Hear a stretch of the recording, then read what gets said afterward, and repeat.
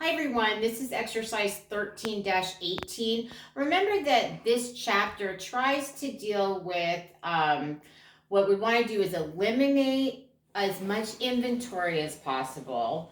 And part of the way that, and to lower production costs, we're having a pull production instead of a push production. So items don't start into production until they're ordered by the customer. Additionally, it also looks at quality control activities, activities that are used to help make our items uh,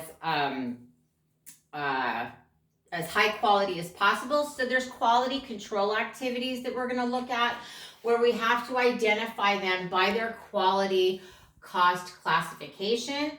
So we're looking at prevention. That's the first one. And prevention is where what we're trying to do is make sure that the quality of our product stays very high and remains the most high tech. We've got appraisal where we're testing the system to make sure that everything's okay.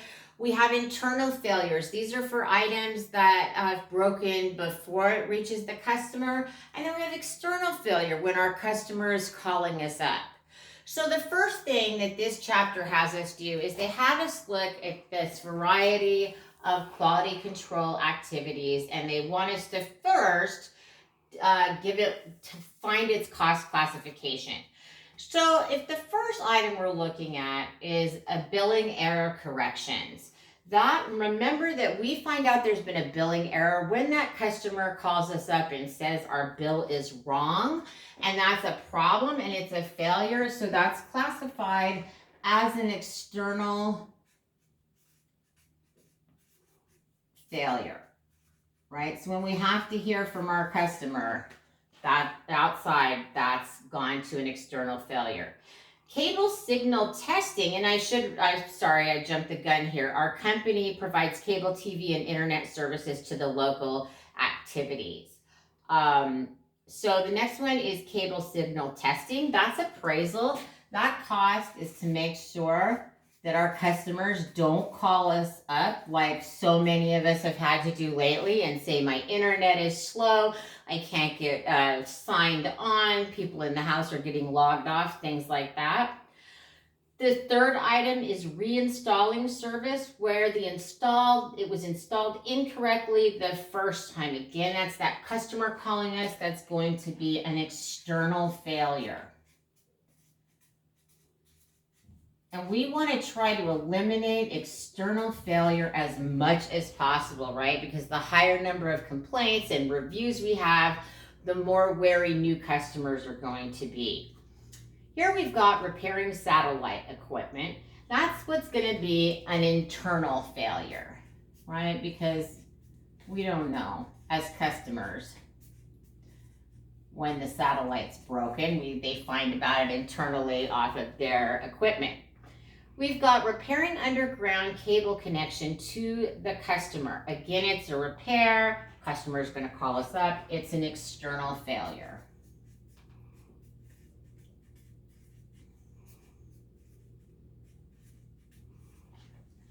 All right, the next two are interesting. The first one is replacing old technology cable with higher quality cable, and the one below that is replacing old technology signal switches with higher quality switches. Both of these are what fall under that prevention category. We're upgrading before we maybe need to keep our service as high quality as possible. So these fall under the prevention category. Plus we can advertise it to our customers. Where we've got responding to a customer home repair request, that again is going to be an external failure.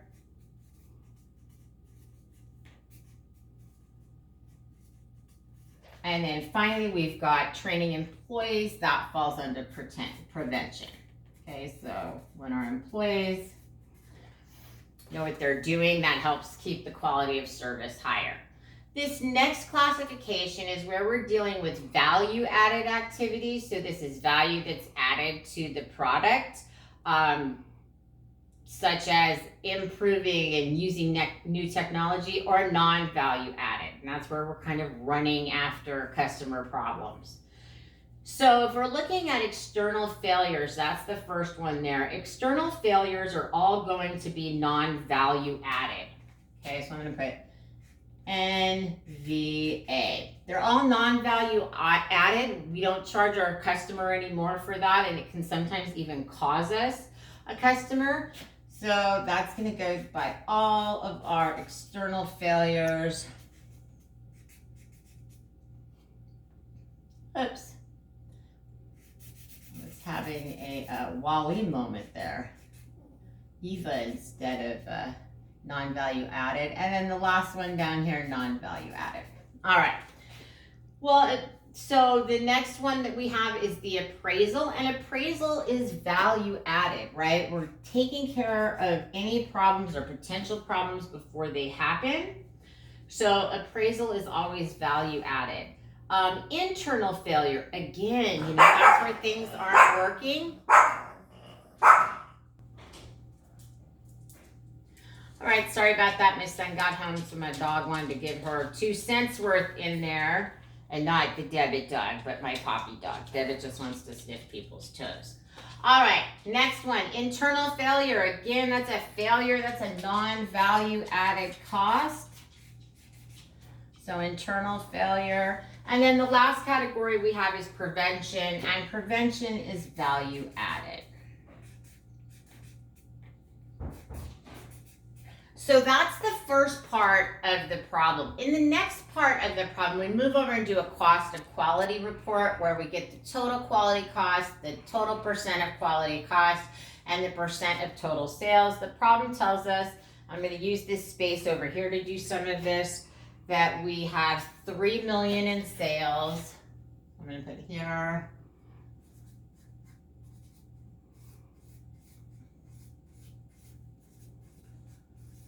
All right, so over here again, first we have to calculate out all of our prevention costs. So our prevention costs total,